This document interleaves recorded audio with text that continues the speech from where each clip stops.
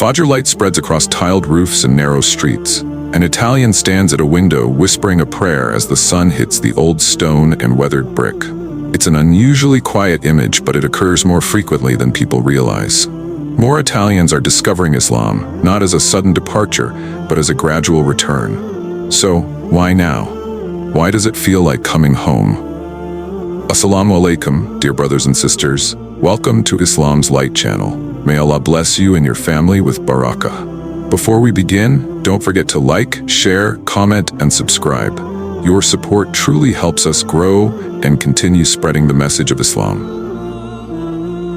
Italy does not record religion on its census, so the figures are hazy. Still, when surveys, mosque records, and field reports are combined, a pattern emerges. Millions of Muslims live and work here, and native Italians are gradually and quietly choosing Islam out of conscience. These conversions seldom make headlines. They transform kitchens, workplaces, and friendships. They alter family calendars and personal rituals. The impact is subtle but significant, altering how neighborhoods operate, how schools pause for prayer, and how a conversation at the market begins. Sicily's mosques, Bari's history, and Arab Norman palaces are more than just tourist attractions. They demonstrate that Mediterranean life has always been intertwined with Islamic practice and knowledge. Irrigation methods, crops, architectural designs, and translated texts all passed through these ports centuries ago. Language, recipes, and building shapes all bear witness to this legacy. When modern Italians encounter Islam today, some experience an echo rather than a shock. The past does not erase the present. Rather, it softens the edges of what appears foreign. Before reciting the Shahada, there is usually a quieter moment, such as a question at 3 a.m., an open book, or unresolved grief. Is this all there is? That question isn't dramatic. It poses a gentle threat to a well-organized life. It opens the mind to new texts, friends, and prayers. For many Italians, it serves as a hinge. Once that question is asked honestly, curiosity develops into something that alters daily decisions.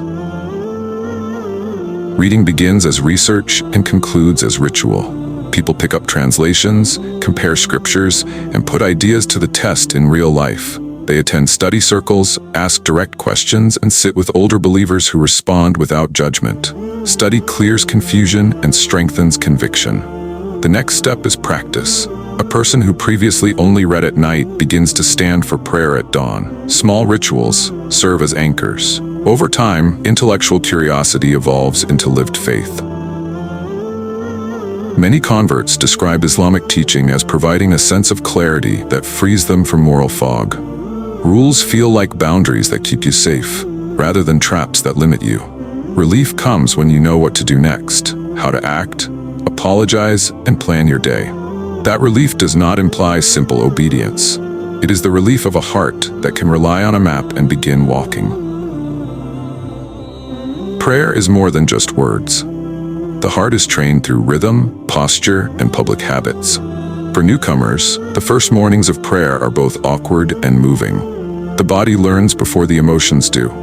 Over time, those 5 daily pauses serve as a foundation for the rest of life to build upon. Work, family time, and sleep become more consistent. Prayer no longer becomes an obligation, but rather a safe haven from which worries can be lifted. What many converts refer to as a moral compass emerges as a series of small decisions: how to treat coworkers, how to keep promises, and how to spend money. Islam's teachings transform abstract values into everyday actions. Honesty at work, fairness in trade, and kindness to neighbors are not lectures, but rather habits. Over time, they reshape reputations and internal peace. People begin to measure success differently, based on trust and consistency rather than applause or salary. Refusal is often the path to freedom. Saying no to late-night excess, a drink that dulls the heart, or a lifestyle that requires attention rather than presence feels like cutting cords. Rather than losing joy, many converts report having more time, clarity, and deeper relationships. The emptiness that once drove them outward is gradually replaced with purpose and presence. Marriage and close friendship provide lessons that books do not. Watching a partner pray, seeing them fast with patience, observing how they deal with adversity, these lessons are learned in the mundane and the tender. Love slowly opens the door. It lowers defenses. It demonstrates that prayer is more than a ritual for strangers. It is a way of life shared over breakfast, at the bedside, and during gatherings. For many people, love serves as a classroom where faith becomes more practical and human. Conversion can shatter a set of old expectations. Parents are worried about their reputation, siblings are afraid of change, sometimes doors close. Arguments rarely lead to healing. It develops through repetition. Small acts of service, return visits, and respectful patience. Over time, a neighborly meal, a consistent gesture, and dependable kindness can restore trust where words failed. It's slow work, but it's dependable. Women who convert are often the quiet builders of communities. They form study groups, look after the sick, arrange childcare, and teach the children the new prayers. Their leadership style is pragmatic and relational. They provide the emotional labor that keeps a community together. In doing so, they create safe spaces in which new believers can ask questions without fear and learn to balance their faith and family life. Official mosques may be scarce or contested, so people create sacred life wherever they can. A basement turns into a mosque, a rented hall turns into a madrasa. These improvised environments are frequently warmer and more attentive than large spaces. New members have been noticed. Meals are shared between people.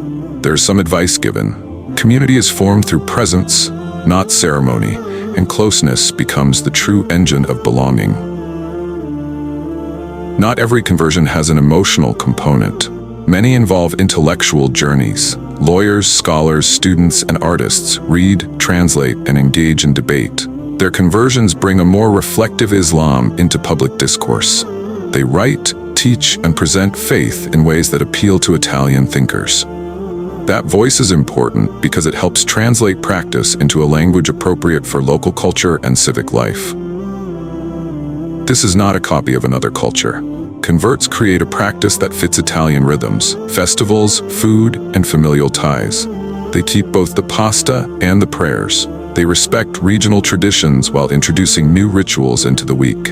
Over time, an Italian expression of Islam emerges, one that speaks plainly in Italian and fits in well with local culture. Many people associate conversion with a refusal to accept a culture of distraction. It's a quiet protest against materialism, image obsession, and shallow success.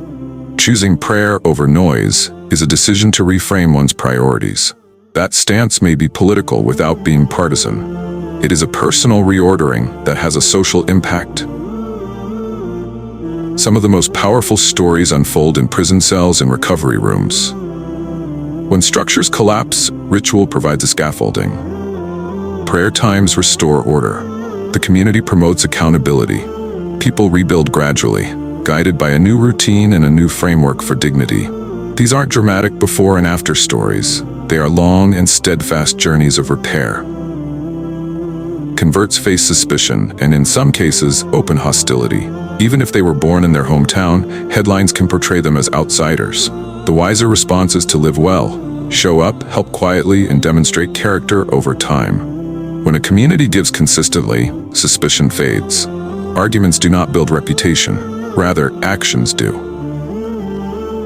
Food distribution, language classes, and neighborhood assistance. These practical services accomplish more than any speech. They address needs and establish relationships.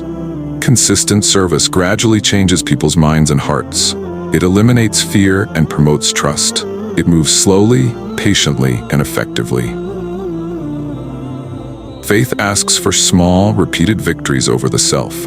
Patience with family, control over anger, and honesty in small transactions are the foundations of character. The true jihad is carried out on a daily basis through prayer and kindness.